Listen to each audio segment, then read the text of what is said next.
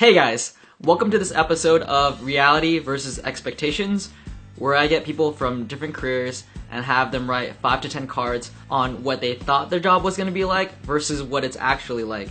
On this episode, I have my friend Kevin, who's been working at a pharmacy for 9 years, and he's been a pharmacist for 1 year. He got his doctorate of pharmacy at the Massachusetts College of Pharmacy and Health Sciences. I hope you guys like this video. So hey guys, today on Expectations versus Reality, I have a young pharmacist, Kevin.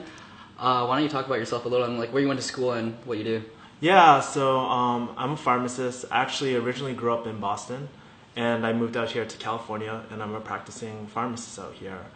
I'm a retail pharmacist, so I used to work at CVS. Now I work for Ralph's Pharmacy, and I've been doing this for about 7 to 8 years. I mean, you look pretty young, so did you go straight into pharmacy school after undergrad? I actually had the choice to go into pharmacy school straight from high school. You know, I wanted to take my time, make sure that I really wanted to do pharmacy school. Yeah. So I did 4 years of undergrad, and then I did an accelerated program for pharmacy school for 3 years. So it's a total of 7 years. And you went straight into it, like no gap year or anything, like you were already ready for it? Yep, I just went straight in, so. Okay, yeah. So let's go over your expectations versus reality cards. All right. The first one, I thought I would be a baller after pharmacy school. So how are you not a baller? Don't you guys make like 6 figures like off the bat? Yeah, we do make 6 figures off the bat, but a lot of people don't realize that, you know, a lot of the money gets taxed. We have a huge student loan. I have at least $120K in student loans. With interest, that's about 180. That's right after school, like right after you finish school, you get 180. Yeah, I basically owe like 120K. After the 10 years, probably the total amount will be like 180ish. Okay. And that's with my undergrad mostly paid off as well. Okay, so most of the loans come from the tuition or just from housing or living costs, or where does most of the loans come from? Tuition is it's probably a lot more now, but that's about 40K alone each year. Okay. Right. Yeah. And then if you throw in tuition cost, or if you throw in housing costs and stuff like that, you can easily look at another 10K each year. Okay. Yeah. So pharmacists are not a baller right away. No, not really. Yeah. At least like I take home about maybe 6K after my paycheck, and at least I would say close to 2,000 goes straight into my loans. And so I still have a lot of other stuff to pay for as well, you know. But yeah, it's a huge chunk is gone. Oh wow, that's pretty crazy. Yeah. So especially because you're in a higher tax bracket. I think you're in the tax bracket where about 30% of your income. Actually, 40% of my.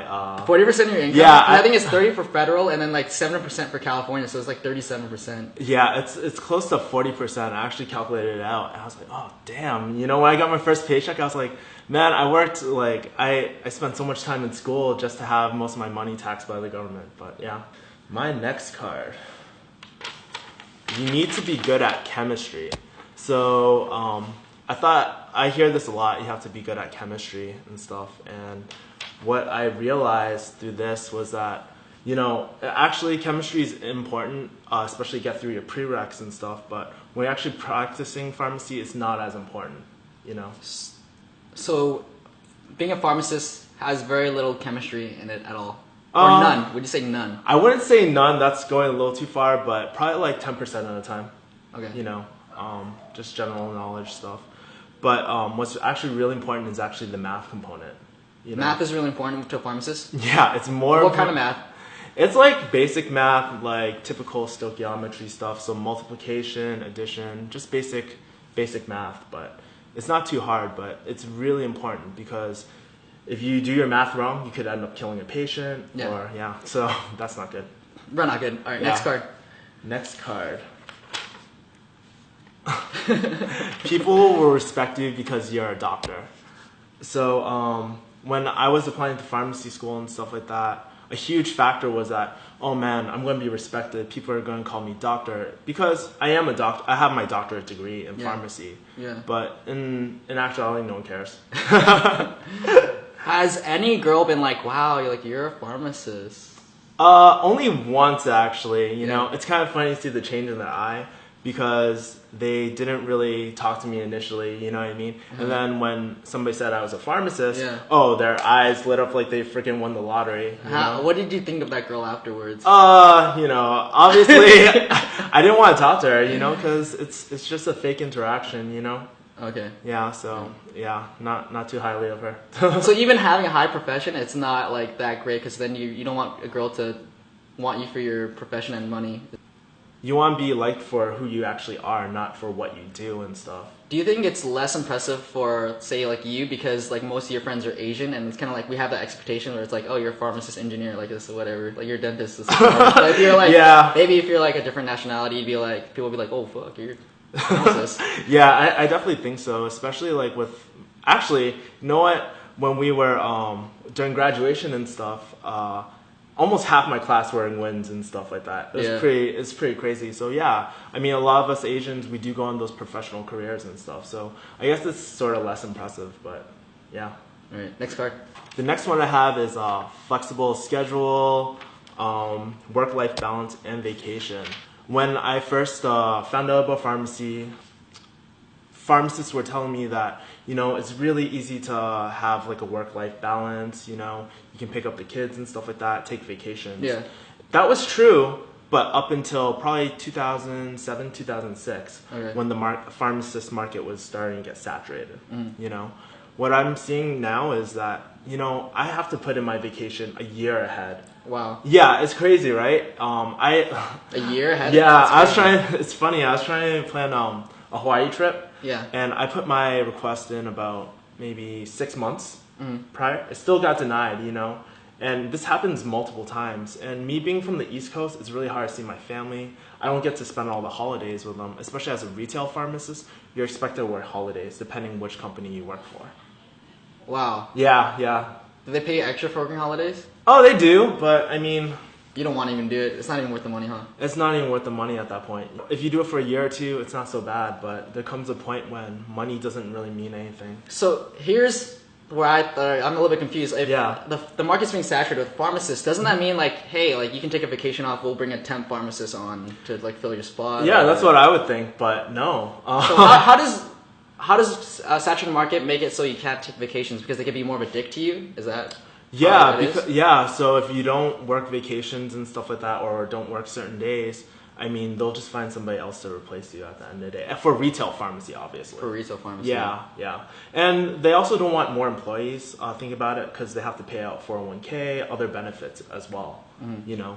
So is there such a thing as contract pharmacists? Yeah, there are contract pharmacists. There are agencies and stuff, and they help with the hiring and stuff. But usually the pay for those are significantly lower, you know. So okay. Next card. All right. Wait. So more about the vacation. Like, what is it benefits to you? Benefits? You're talking about like, because it's all about the benefits. Because we don't touch vacation so far. So vacation. So yeah. What about the other stuff? We get like typical work benefits, 401k and stuff like that. But as far as benefits, other than like employee discount, we don't really get that many benefits, honestly. Do you get like free healthcare? Not free. We still have to pay for it, even though we're a healthcare organization and stuff like that. That's stingy. Yeah, which brings me to another point. Yeah, there's no such thing as sick days in the pharmacy world, actually. You don't have sick days? There are sick days, but I mean, like, I'll give an example. One time I had food poisoning and stuff like that, and like, it was like pulling teeth to try to get coverage, and in the end, they still didn't find coverage for me. So, I mean, I was throwing up in the pharmacy. I basically couldn't stand up and stuff. So I had to deal with that, you know, and it's not just me. It's a lot of other pharmacists that go through this, you know. Because do they treat you kind of like slaves? They sort of do. Like, that's what retail pharmacy is sort of like. You know what I mean? Yeah. Especially if you work for a big chain like CVS or Walgreens or anything like that. It's just sort of like the unspoken like rule. You know. What about like hospital pharmacy? Is that different? Or have you had friends that went to hospital pharmacy? I've actually had a lot of friends go into hospital pharmacy. They say it's a lot more chill. It's a more relaxed environment. But and plus, you have to realize with retail pharmacy, you're directly interacting with patients. At the hospital, I mean, somebody can cover you because, I mean, you're interacting with doctors, nurses, and stuff, not so much the patient care side. Oh, okay. Yeah. Okay. Yeah. My sister does hospital pharmacy. Oh, cool. Yeah, but I think she makes it's a lot more boring. Yeah. What she does. Because at least with you get the human interaction, you get to talk to people, and you do get at least some light consultation. Yeah. For her, she does auditing. So basically, she just goes through records and makes sure there's no prescriptions that interfere with each other. Yeah. Pretty dry. It's pretty dry, and that's the thing. I think retail pharmacy is great for like a natural extrovert like me. You know, I couldn't imagine being stuck in that hospital just auditing people all the time. You know, there's not enough interaction for me. Yeah. All right. Next card. All right. All you do is count pills and get paid for it. So is that your expectation that you had for pharmacy? Yeah, because my stupid friend told me that when I was in high school, and I was like, oh crap, you get paid 6 figs, you get your doctorate, and all you do is count pills. Deal, dude. That sounds like a promising thing. But Yeah. as a pharmacist, you actually have a lot of responsibility. I'm not only counting pills. I do count pills, but I'm also in charge for managing my pharmacy. I have staff, I have technicians. I need to make sure that they're doing the stuff that I need to. I have corporate responsibility. I have legal responsibility too. So let's say if controlled medication like Vicodin or something goes missing, I'm the one that has to fill out that paperwork and do all that documentation. You know, I have to call doctors' offices, insurance companies. So it's a lot on the plate, you know. What's the biggest fire that you had to clean up? The biggest fire I ever had was actually somebody seizing in my pharmacy. They're having an active seizure in my pharmacy. A patient or your A patient, yeah. Okay. Yeah, they're seizing in my pharmacy, and like it's pretty funny how people are. Obviously, I'm going to tend to the person that's seizing in my pharmacy, but people like were complaining like, "Where's my cream? This and that." I'm like, "Dude, look over here. This person's like down on the ground." Wait, while the person's having a seizure, Yeah. customers are complaining that they're not getting their medication? Yeah. People are complaining and stuff like that. It's pretty crazy, but you know, you just have to. It's pretty ridiculous, right? It sounds Like, how really big of a ridiculous. dick can you be? Like, Yeah. hello, I can't wait 10 minutes. I gotta go. Like, the guy's like, Dude, and that person was like complaining about a cream too, and I was like, oh my god, dude, I have this patient season and I have to deal with this stuff. But I mean, it's kind of like resetting expectations as a pharmacist. All that is happening, and you gotta tell your patients like what's going on, because they might not see that patient seizing, and it's kind of like resetting their expectations as well. You know? Okay. Yeah. that's pretty funny. Yeah. All right, next. All right. I hear this a lot, or What is it? You start with high pay and then you cap out. So you don't cap out. I guess like for an average performer, if you're just gonna clock in, clock out, yeah, that's true. Of course, why would they ever want to pay you a higher salary or a higher hourly rate, wage, right? Yeah. If you're gonna be a top performer and you can add value to the company, this year alone, I made at least probably like 50,000 for flu shots alone. You know, and that's just me. Wow. You know, so I mean, I obviously get compensated appropriately if I'm bringing that. Is that an upsell? Huh? Is that an upsell? Yeah, it's an upsell. So whenever you drop off a prescription, they ask you. Whenever you pick up your prescription, they ask you. Does that mean you sold? If you sold 50,000 worth of flu shots, does that mean you sold 1,000 flu shots? Basically, yeah, this year, yeah. Dude, that's a lot of Yeah. flu shots. Dude. Yeah, so that means you average a 3-day.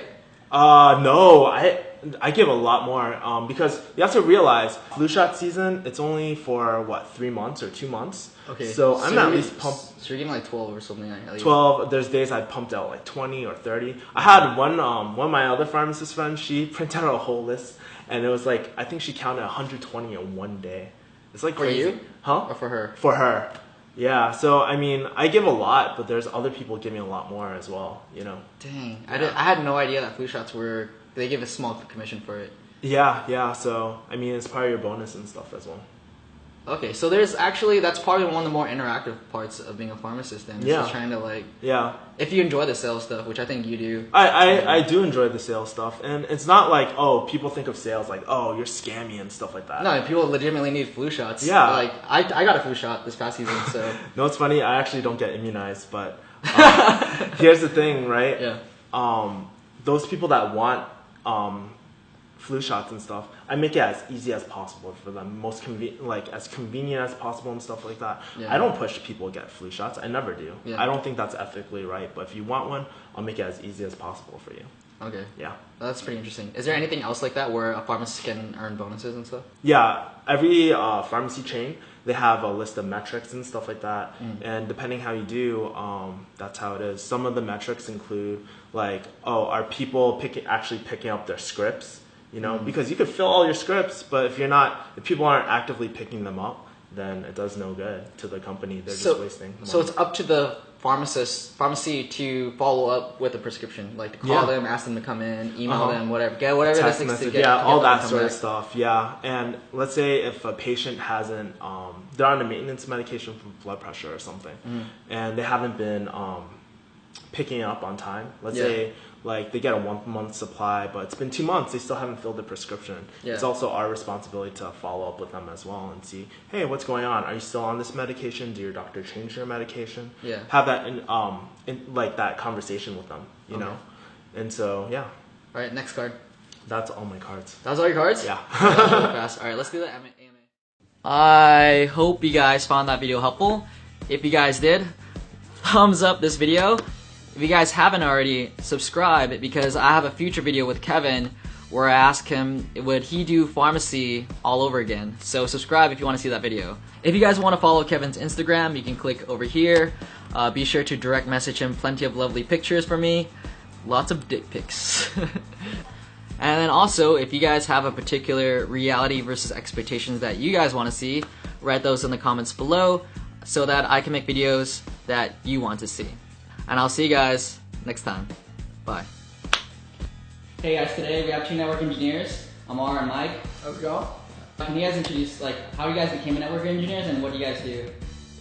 Yeah, I used to work at Geek Squad back in the day while I was going to school for computer science at St. Louis University.